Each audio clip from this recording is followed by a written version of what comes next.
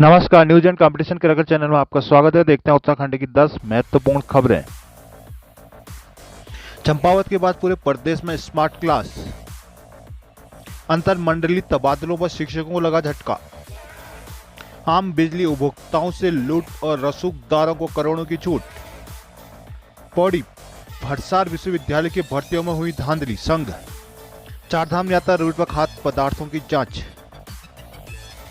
बद्रीनाथ पहुंचे 14,000 यात्री। श्रीनगर के 50,000 लोगों ने झेला बिजली पानी का संकट।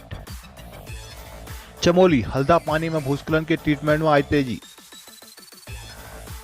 नई टिहरी शिक्षा विभाग नियमावली न बनाने पर जताई नाराजगी। देहरादून शासनादेश न होने से अटकी विकास प्राधिकरण की बहाली। हरिद्वार CISF की लिखित परीक्षा दूसरे दिन दे दी मुकदमा। हरिद्वार में लेखपाल 50,000 घूस लेते गिरफ्तार। पिथौरागढ़ पर दूषित पानी की सप्लाई, लोग खपा। लोहाघाट टनकपुर के ICU का जल्द होगा संचालन। पिथौरागढ़ के 35 सरकारी स्कूलों में लटका ताला। उधम सिंह नगर अबहर जिले में बनेगा सर्किट हाउस। चंपावत मुख्यमंत्री पुष्कर सिंह धामी ने कहा है कि पूरे प्रदेश में स्मार्ट क्लास शुरू की जाएंगी, जिसकी पहल चंपावत से की जा रही है। शिक्षा के क्षेत्र में आधुनिक तकनीकी सहायता से नौनिहालों को बेहतर लाभ मिलेगा, इनके भविष्य की नींव मजबूत होगी। मुख्यमंत्री ने गुरुवार को गरड़ चौड़ स्थित ऑडिटोरियम में संपर्क फाउंडेशन की ओर से आयोजित स्मार्ट स्कूल स्मार्ट ब्लॉक कार्यक्रम का शुभारंभ किया। स्वयं ने यह कार्यक्रम चंपावत में कराने के लिए संस्था के फाउंडर विनीत नायर का आभार जताया। उन्होंने कहा कि स्मार्ट क्लास स्मार्ट ब्लॉक अभियान के तहत राज्य के प्राथमिक स्कूलों के प्रति लोगों का रुझान बढ़ेगा। शिक्षण प्रक्रिया की व्यवस्थित करने में संस्था को यह कदम अहम साबित होगा। मुख्यमंत्री ने कहा कि नौनिहालों के समग्र विकास के लिए समग्र स्मार्ट क्लास मददगार साबित होगी। उन्होंने कहा कि सफल परिणाम सामने आने के बाद प्रदेश के अन्य जिलों में भी स्मार्ट क्लास शुरू करने को लेकर योजना बनाई जाएगी। इस दौरान मुख्यमंत्री ने चंपावत ब्लॉक के 10 शिक्षक और शिक्षिकाओं को स्मार्ट टीवी और डिवाइस भी दी। मुख्यमंत्री ने कहा कि शिक्षा के क्षेत्र में चंपावत जिला हब के रूप में विकसित होगा। चंपावत ब्लॉक के 137 स्कूलों में आधुनिक सेवा के स्मार्ट क्लासों का संचालन किया जाएगा। इस अभियान के तहत 5,500 से अधिक नौनिहालों को डिजिटल पढ़ाई से जोड़ा जाएगा। साथ ही 274 शिक्षकों को स्मार्ट कक्षाओं के संचालन का प्रशिक्षण दिया जाएगा। सीएम ने कहा कि संपर्क फाउंडेशन सामाजिक और शैक्षिक क्षेत्र में सफलता के नए आयाम स्थापित करेगा। सीएम ने कहा कि विद्यालयों को संपर्क स्मार्ट डिवाइस दिए जाएंगे, जिससे बच्चे सरल भाषा में शिक्षा ले सकेंगे। वही नई शिक्षा नीति से प्रतियोगी परीक्षाओं के छात्र छात्राओं को भी लाभ मिलेगा। संपर्क फाउंडेशन के चेयरमैन विनीत नायर ने कहा कि 5,484 बच्चों के अध्ययन के परिणामों में सुधार लाने के प्रयास किए जाएंगे। नायर ने कहा कि चंपावत ब्लॉक में 100 दिन तक सफल क्रियान्वयन करने के बाद इस कार्यक्रम का विस्तार समयबद्ध तरीके से पौड़ी जिले की क्रुसू ब्लॉक में किया जाएगा। देहरादून LT कैडर के शिक्षकों के अंतर मंडलीय तबादलों की उम्मीदों को झटका लगा है। वर्तमान तबादला सत्र में अंतर मंडलीय मामले में रियायत नहीं मिली है। केवल तबादला एक्ट में तय मानक पूरा करने वाले शिक्षकों को कैडर परिवर्तन का लाभ मिलेगा। शिक्षक पिछले कई वर्षों से शिक्षकों को अंतर मंडलीय तबादले का लाभ देने की मांग कर रहे हैं। तबादला एक्ट के मानक के अनुसार 2 कार्मिकों का विभाग होने पर किसी एक कार्मिक के ऐच्छिक कैडर परिवर्तन या कैडर के बाहर तबादले की मांग पर तबादला होगा। विकास योजना के लिए भूमि अधिग्रहण होने पर या फिर दैवीय आपदा की वजह से शासन द्वारा दूसरे स्थान पर पुनर्स्थापित किए गए कर्मचारी अंतर कैडर तबादले के पात्र होंगे। ऐसे तबादलों में कर्मचारी की वरिष्ठता शून्य हो जाएगी। साथ ही ऐसे तबादले के लिए एक्ट के तहत गठित मुख्य सचिव समिति से मंजूरी लेनी होगी। अल्मोड़ा के सियालदे में तैनात टिहरी मूल के शिक्षक विपुल सकलानी कहते हैं कि बड़ी संख्या में गढ़वाल मंडल के शिक्षक कुमाऊं मंडल में नियुक्तियां। इसी प्रकार कुमाऊं मंडल के शिक्षक भी गढ़वाल में तैनात हैं। दोनों कैडर के शिक्षक पारस्परिक तबादले की मांग कर रहे हैं। कई शिक्षकों ने इस बात पर परस्पर सहमति भी बना ली है। तबादला एक्ट के मानक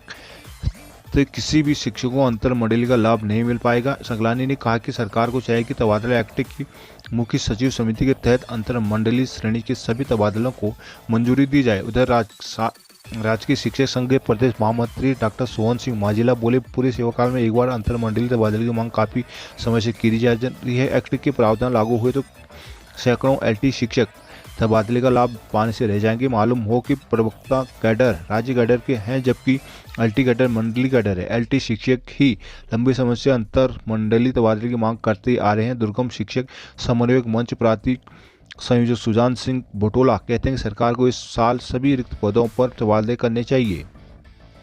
देहरादून उत्तराखंड बेरोजगार संघ ने वीरचंद गढ़वाली उत्तराखंड औद्योगिकी और वानिकी विश्वविद्यालय भरसार में असिस्टेंट प्रोफेसर, एसोसिएट प्रोफेसर और प्रोफेसर की नियुक्ति में धांधली का आरोप लगाया। गुरुवार को दून में आयोजित प्रेस वार्ता में उन्होंने इस प्रकरण से पूरे पुख्ता सबूत होने का दावा करते हुए कुछ साक्ष्य मीडिया के सामने रखे। संघ अध्यक्ष बॉबी पवार का आरोप कि 2016 में 93 पदों के लिए भर्तियां हुई, लेकिन 20 का चयन होने के बाद घपले की बात सामने आई। यह मामला कोर्ट में गया तो बाकी पदों में भर्ती नहीं हुई। तत्कालीन कुलपति जो प्रभारी कुलपति थे, उन्हें भर्तियों का अधिकार नहीं था। साथ ही गरीबियों को लाभ पहुंचाने के लिए एकेडमिक परफॉर्मेंस इंडेक्स API और इंटरव्यू के अनुपात 80-20 को काउंसिल की सहमति के बिना 60-40 कर दिया गया था। चयनितों को मनमाने नंबर दिए गए। आरोप के 2019 में जब बचे पदों के लिए दोबारा भर्ती निकाली तो अनुपात फिर 80-20 कर दिया गया। जिन विषयों के लिए असिस्टेंट प्रोफेसर या एसोसिएट प्रोफेसर रखे जाने थे, वहां दूसरे विषय से PG वालों को नियुक्ति दे दी गई। पवार ने आरोप लगाया कि इस मामले में जांच के लिए 2019 में तत्कालीन BC ने DM पौड़ी की अध्यक्षता में कमेटी बनाई थी, जिसकी रिपोर्ट आज तक नहीं आई है। पवार ने मांग की कि उत्तराखंड के विश्वविद्यालय में असिस्टेंट प्रोफेसर व अन्य पदों में भर्ती के लिए 2 वर्ष पूर्व API स्कोर लागू किया गया, जबकि पहले लिखित परीक्षा व इंटरव्यू में भर्ती होती थी। API स्कोर में बाहरी राज्यों के युवा आगे हैं, जिसमें स्थानीय युवाओं की नौकरी का रास्ता सरकार ने खुद बंद कर दिया। उन्होंने मांग की है कि पहले की तरह लिखित परीक्षा शुरू हो, घपले में कार्रवाई के साथ नियुक्त 20 लोगों को हटाएं और दोबारा 93 पदों पर भर्ती प्रक्रिया शुरू की जाए। अगर ऐसा नहीं हुआ तो संघ आंदोलन करेगा। नहीं टेहरी चारधाम यात्रा के मद्देनजर रथ यात्रा रूट पर आगरा खाल, फकोट खाड़ी, सेलूपानी, आमसेरा व चंबा में खाद्य पदार्थ संरक्षण व औषधि प्रशासन विभाग के मुख्यालय व जिले की संयुक्त टीम ने मोबाइल लैब की मदद से 100 खाद्य पदार्थों के नमूने मौके पर लेकर मौके पर ही नमूने के परिणाम भी जारी किए। 100 खाद्य पदार्थों में 25 खाद्य पदार्थों की रिपोर्ट अधोमानक आई, जिसे लेकर खाद्य कारोबारियों के आवश्यक दिशा निर्देश जारी किए गए। इस दौरान संयुक्त टीम की खाद्य सुरक्षा को खाद्य कारोबारियों को प्रशिक्षण देकर जानकारियां भी दी। खाद्य सुरक्षा विभाग के उपायुक्त मुख्यालय GC कांडपाल और जिला अभिहित अधिकारी MN जोशी ने बताया कि चारधाम यात्रा के मद्देनजर स्वास्थ्य मंत्री डॉक्टर धन सिंह रावत और खाद्य सुरक्षा विभाग के आयुक्त डॉक्टर राजेश के निर्देश पर निरंतर निरीक्षण अभियान चलाए जा रहे हैं। इसी क्रम में मोबाइल लैब की मदद से भी मौके पर खाद्य पदार्थों की जांच का अभियान शुरू हो गया। यात्रा रूट पर गुरुवार को 100 खाद्य पदार्थों में दूध व दूध से बने पदार्थ, मिठाई, मसाले व दाल के सैंपल लिए गए, जिनमें दूध के 3, मिठाई के 6, मसालों के 12 व दाल के 4 नमूने अधोमानक पाए गए, जबकि अन्य मानकों के अनुरूप पाए गए। इस दौरान यात्रा रूट के खाद्य कारोबारियों के साथ कार्यस्थल पर उन्हें प्रशिक्षण भी दिया गया, जिसमें खाद्य कारोबारी को बताया गया कि मेहमान के रूप में आने वाले यात्रियों को ताज़ा व स्वस्थ खाना परोसें। खाद्य पदार्थों की खामियों से अवगत कराते हुए भोजन में लापरवाही पर वैधानिक कार्रवाई चेतावनी भी दी। इसके साथ ही खाद्य लाइसेंस पंजीकरण, food safety display board, rate list, धूम्रपान निषेध संबंधी चेतावनी को लेकर सचेत करते हुए आवश्यक नियमों की जानकारी दी गई। मिठाई के निर्माण में अनुमन्य खाद्य रंगों की संयमित उपयोग, मिठाई के निर्माण उपयोग विधि को भी प्रतिशत करने, खाद्य तेल का 3 बार से अधिक प्रयोग न करने, खाद्य संरक्षण नियमों को लेकर जानकारियां दी गई। बताया गया कि मोबाइल खाद्य विश्लेषण वैन में 50 रुपये का शुल्क देकर किसी भी खाद्य पदार्थ की जांच करवा सकते हैं। मिलावटी खाद्य सामग्री बेचने पर इसकी सूचना टोल फ्री नंबर पर दे सकते हैं। इस अभियान के दौरान 80 खाद्य प्रतिष्ठानों का निरीक्षण करते हुए उपायुक्त मुख्यालय GC कांडपाल, उपायुक्त खाद्य विश्लेषणशाला RS कठेत, जिला अभिहित अधिकारी MN जोशी, वरिष्ठ खाद्य सुरक्षा शारदा शर्मा, कनिष्ठ विश्लेषक मोहित कुमार, FDA विजिलेंस संजय नेगी आदि मौजूद रहे।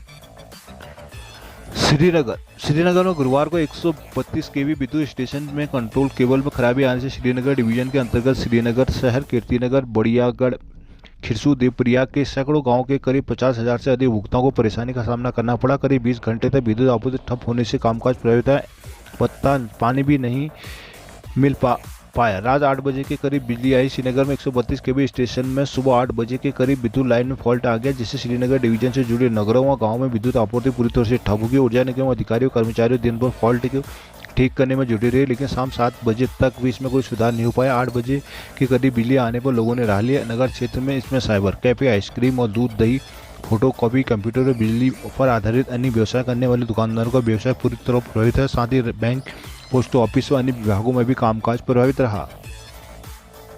गोपेश्वर शासन से हरी झंडी मिलने के बाद राज्य की शिक्षा विभाग ने गोपेश्वर के हल्दा पानी भूस्खलन क्षेत्र के ट्रीटमेंट का काम शुरू कर दिया। भूस्खलन क्षेत्र के ट्रीटमेंट पर लगभग 30 करोड़ रुपए खर्च होंगे। करीब 400 मीटर हिस्से में ट्रीटमेंट कार्य करवाने के लिए कार्यदायी संस्था ने 1.5 साल का समय निर्धारित किया। नगर क्षेत्र के हल्दा पानी वार्ड के विकास नगर मोहल्ले के निचले हिस्से में पिछले 2 सालों से यहां भूस्खलन हो रहा है। शासन ने भूस्खलन के ट्रीटमेंट के लिए बीते वर्ष नवंबर माह में 30 करोड़ की धनराशि स्वीकृत की थी, लेकिन कार्य शुरू नहीं हो पाया था। अप्रैल माह में कार्य शुरू हो पाया। अप्रैल माह में गोपेश्वर पहुंचे जिले के प्रभारी मंत्री डॉक्टर धन सिंह रावत के सम्मुख में आपदा प्रभावितों ने भूस्खलन से निजात दिलाने की मांग की थी, जिस पर मंत्री ने शीघ्र सिंचाई सचिव से फोन कर वार्ता व भूस्खलन के ट्रीटमेंट की आवश्यक कार्रवाई शुरू करने के निर्देश दिए थे। अप्रैल माह के अंतिम सप्ताह में भूस्खलन का ट्रीटमेंट शुरू हो गया।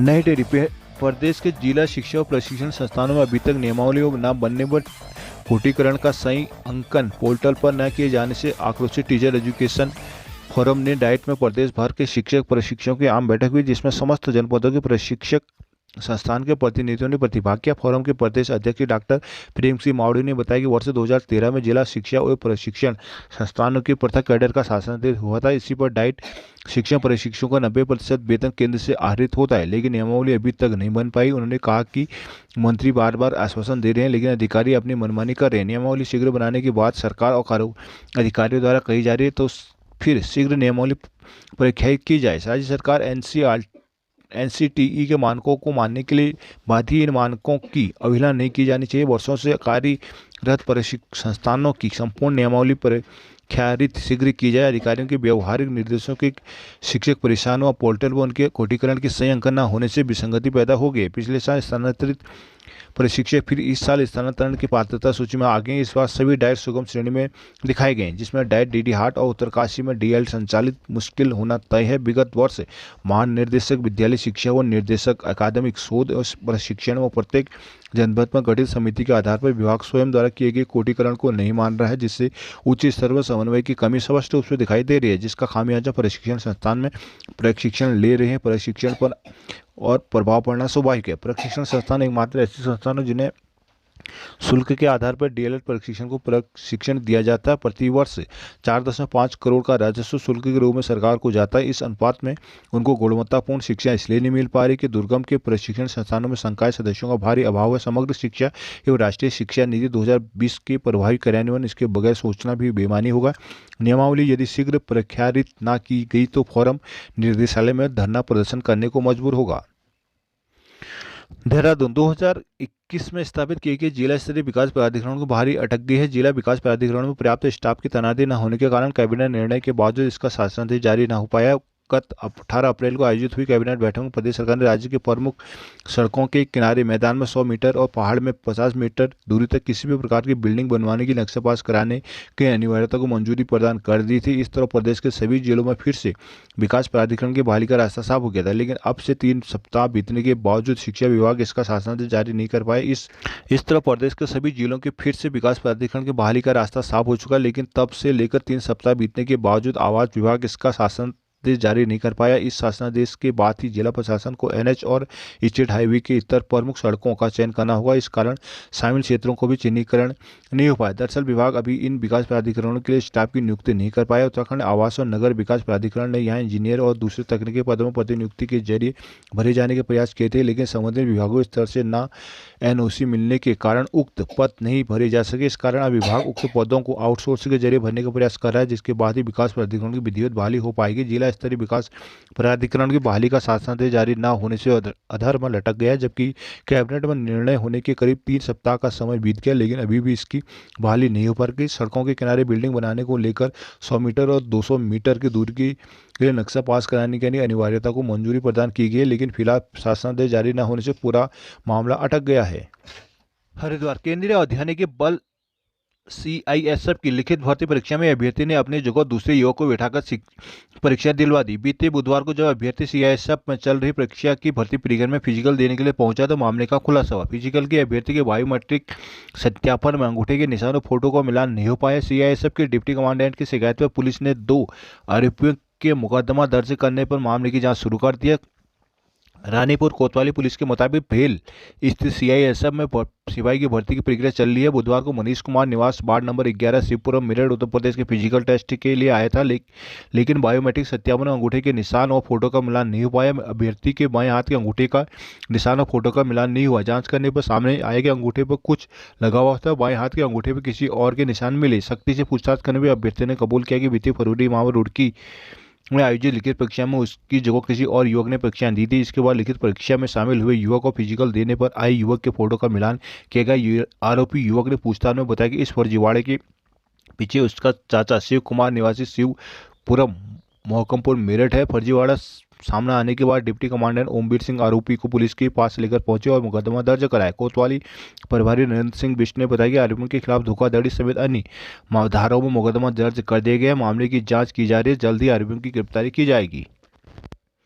देहरादून यूपीसीएल के मनमाने बिजली के बिलों से जहां आम जनता से लूट हो रही है, वहीं करोड़ के बकायेदार को यूपीसीएल की चूक लापरवाही के कारण छूट मिल रही है। यूपीसीएल ने मीटर स्लो चलने के मामले प्रदेश भर के कई पेट्रोल उद्योग वाणिज्यिक संस्थानों को बिजली बिल के संशोधित कर भेजे हैं। आरोप लाखों करोड़ के ऊर्जा निगम के इन बिलों को विद्युत लोकपाल ने पूरी तरह माफ कर दिया। देहरादून शहर में ही करीब 200 से अधिक ऐसे मामले हैं जिनमें 50,000 से लेकर 1.8 करोड़ तक के बिजली माफ किए गए। यूपीसीएल ने समझ में बड़े संस्थान के मीटर की जांच की। इन मीटर की जांच में यूपीसीएल ने पाया कि इन मीटरों में खपत से कम रीडिंग दिखाई जा रही है। इन मीटर की जांच को चेक मीटर लगाए गए। चेक मीटर में बिजली की खपत अधिक रही। इस पर यूपीसीएल ने लाखों करोड़ों के बिल जारी किए। इन बिलों को संस्थान ने पहले विद्युत उपभोक्ता शिकायत निवारण मंच में चुनौती दी। मंच में फैसला यूपीसीएल के पक्ष में लिया।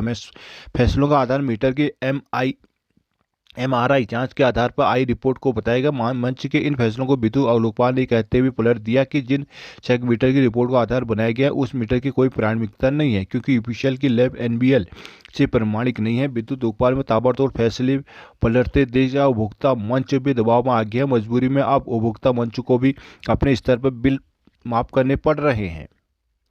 चंपावत मुख्यमंत्री पुष्कर धामी ने कहा कि लोहाघाट और टनकपुर में आईसीयू का जल्द संचालन किया जाएगा, जिसके लिए शीघ्र जरूरी स्टाफ की तैनाती की जाएगी। 2 साल से लाखों के उपकरण स्टाफ के अभाव में धूल फांक रहे हैं। लोहाघाट और टनकपुर में स्टाफ के अभाव में आईसीयू का संचालन नहीं हो पा रहा है। अपने हिंदुस्तान समाचार पत्र में इस बात को प्रमुखता से प्रकाशित किया गया था। साल 2021 में कोविड के दौर से टनकपुर और लोहाघाट एसटीएच में आईसीयू केंद्र खोला गया था। लोहाघाट में 2 वेंटिलेटर के साथ 4 आईसीयू बेड और टनकपुर में 3 वेंटिलेटर के साथ कुल 5 आईसीयू बेड लगाए गए थे, लेकिन स्टाफ न होने के कारण आईसीयू का संचालन नहीं हो पा रहा है। टनकपुर, बनबसा और लोहाघाट की बड़ी आबादी इन्हीं 2 अस्पतालों पर निर्भर है। उपकरण उपलब्ध होने के बावजूद स्वास्थ्य विभाग इन्हें संचालित नहीं करने के लिए स्टाफ की तैनाती नहीं कर पा रहा है, जिस कारण मरीजों का आईसीयू होने के बावजूद उपचार के लिए सैकड़ों किलोमीटर दूर हल्द्वानी या फिर बरेली की रोड दौड़ लगानी पड़ रही है। गुरुवार को चंपावत पर पहुंचे सीएम ने जल्द इन्हें संचालित करने का आश्वासन दिया। सीएम के नोडल अधिकारी केदार बिजवाल ने बताया कि 3 जून के बाद आईसीयू संचालित कर दिया जाएगा। स्टाफ की तैनाती की प्रक्रिया अंतिम चरण में है। उन्होंने कहा कि जनता को किसी भी तरह की परेशानी नहीं दी जाएगी। पिथौरागढ़ प्रदेश के सरकारी विद्यालय में छात्र संख्या बढ़ सके, इसके लिए सरकार पीएम पोषण अभियान जैसी विभिन्न योजनाएं संचालित कर रही है। प्रतिवर्ष करोड़ों रुपए इन योजनाओं में खर्च हो रहे हैं। इसके बावजूद सरकारी विद्यालयों में छात्र संख्या बढ़ने की बजाय लगातार कम होती जा रही है। बढ़ती छात्र संख्या के कारण सरकारी तंत्र को प्रतिवर्ष विद्यालयों को बंद करना पड़ रहा है। शिक्षण सत्र 2023-24 में सीमांत के 35 विद्यालयों में छात्र संख्या शून्य होगी। 2022-23-24 में सीमांत के 35 विद्यालयों में छात्र संख्या शून्य होगी। विभाग ने स्कूलों में ताला लगा दिया। अभी स्कूलों में बच्चों की खिलखिलाहट नहीं गूंजेगी। जनपद में प्राथमिक और उच्च प्राथमिक विद्यालयों की संख्या बीते शिक्षण सत्र तक 1475 थी, जो अब घटकर 1440 रह गए। इस वर्ष जिले के 35 स्कूलों में एक भी छात्रा ने प्रवेश नहीं लिया। मजबूरन विभाग को स्कूलों को बंद करना पड़ रहा है। बंद हुए स्कूलों में सबसे अधिक मुंशियारी विकासखंड के विद्यालय हैं। यहाँ 10 विद्यालय बंद हुए। इसके अलावा बेरीनाय विकासखंड में 7, दीदीहाट झारसुला में 4, बिण, कनाली छिना और गंगुलीहाट विकासखंड में 3 विद्यालय बंद हुए हैं। गुना मुनाकोट में सबसे कम 1 विद्यालय बंद हुआ है। पंतनगर मुख्यमंत्री पुष्कर सिंह धामी ने नैनीताल और उधमसिंह नगर जिले के 7 विधानसभा क्षेत्रों के विकास कार्यों की प्रगति की समीक्षा की। बैठक के दौरान विधायकों की मांग पर मुख्यमंत्री प्रदेश के हर जिले में सर्किट हाउस का निर्माण कराने की घोषणा की। इसके अलावा जसपुर में 150 करोड़ रुपये की लागत से आकाशवाणी केंद्र का निर्माण किया जाएगा। मुख्यमंत्री ने विधायकों से उनके क्षेत्र की समस्याएं सुनने के बाद अधिकारियों को आवश्यक दिशा निर्देश दिए। पंतनगर विश्वविद्यालय के प्रशासनिक भवन कपागार में गुरुवार को विधायकों और अधिकारियों के साथ विधानसभा क्षेत्रों के विकास कार्यों की समीक्षा करते हुए मुख्यमंत्री धामी ने कहा कि हर महीने या तीसरे महीने जनप्रतिनिधियों के साथ समीक्षा बैठक की जाएगी, ताकि विधायकों के क्षेत्र की जन समस्याओं का मौके पर समाधान किया जा सके। उन्होंने अधिकारियों को निर्देश दिए कि वह जनप्रतिनिधियों के साथ समन्वय स्थापित कर योजनाओं को धरातल पर उतारे, ताकि आम जनता की समझ से सरकार की योजनाओं का फायदा मिल सके। समीक्षा बैठक में मुख्यमंत्री धामी ने कहा कि किच्चा में एम्स के सैटेलाइट सेंटर स्थापना की जाए। सारी औपचारिकताएं पूरी कर ली गई है। शीघ्र ही भूमि पूजन कराने के साथ ही इसके निर्माण का कार्य शुरू किया जाएगा। उन्होंने जिलाधिकारी को निर्देश दिए कि वह आपदा से पूर्व तैयारी को लेकर सारी व्यवस्था दुरुस्त कर ले। लंपी वायरस से हो रही पालतू जानवरों की मौतों की रोकथाम पर प्राथमिकता से कार्य किया जाए। उन्होंने जिलाधिकारी को निर्देश दिए कि जिले के सभी दफ्तरों में भ्रष्टाचार पर अंकुश लगाने के लिए शुरू की गई हेल्पलाइन 1064 चस्पा कराए जाए। निर्देश दिए कि विधानसभा क्षेत्रों में विभिन्न घोषणाओं के लिए जो भी प्रस्ताव आते हैं उनका सही ढंग से परीक्षण कर लिया जाए। यह भी स्पष्ट किया है कि यह घोषणा कितनी समय में पूरी हो जाएगी। उन्होंने कहा कि राज्य में कई नई कार्य संस्कृति लागू करनी है।